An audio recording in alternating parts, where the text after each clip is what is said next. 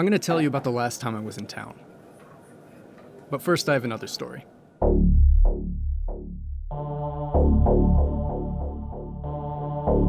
As I get older, I appreciate more and more the act of idly conversing about nothing with strangers. These meaningless conversations with virtually meaningless people. Ocean City's a great place for this, sometimes. But right now I'm talking about Eastport, a neighborhood in Annapolis, Maryland. Eastport is connected to downtown by a drawbridge over Spa Creek. A couple August ago, I found myself on the Eastport side of the bridge, waiting for it to close as boats passed along the creek.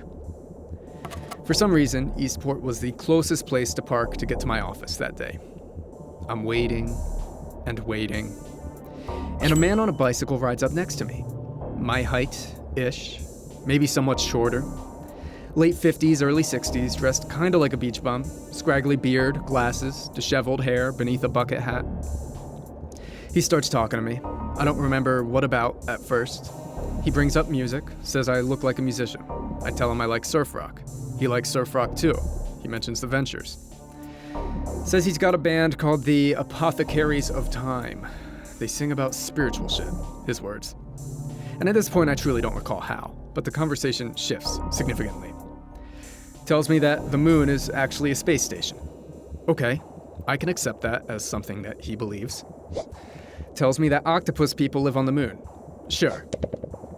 He's got a friend who was in the DoD back in the day. All right. According to his friend, President Dwight Eisenhower had a secret correspondence with the octopus people. The bridge begins to lower. He wraps up with some remarks about how we're actually living inside of the Earth, like a snow globe. And the moon is somehow a space station that moves around within this globe world. A lot to take in. Anyways, his name was Andrew.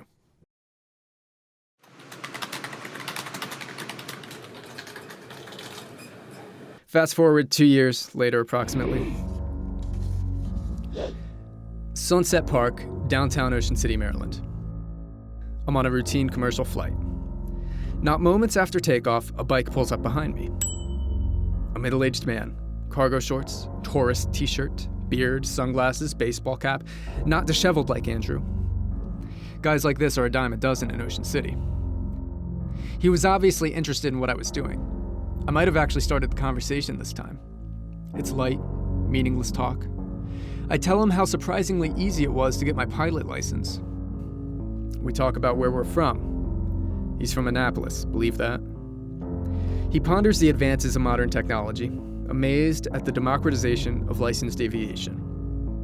He marvels at the idea that I might someday fly a real aircraft, not a remote one. I laugh it off.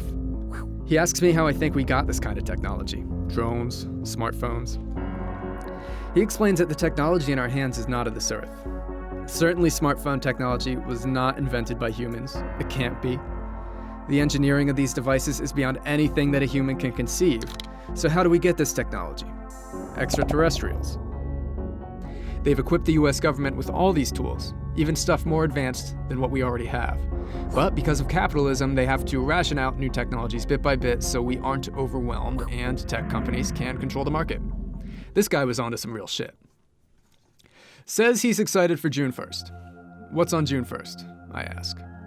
A government report on unidentified aerial phenomenon is getting turned over to the Senate, as if that will affect my day-to-day life.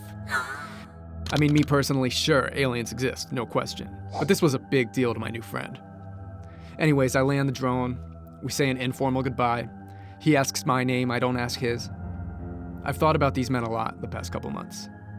The circumstances of these encounters. Eerie similarities.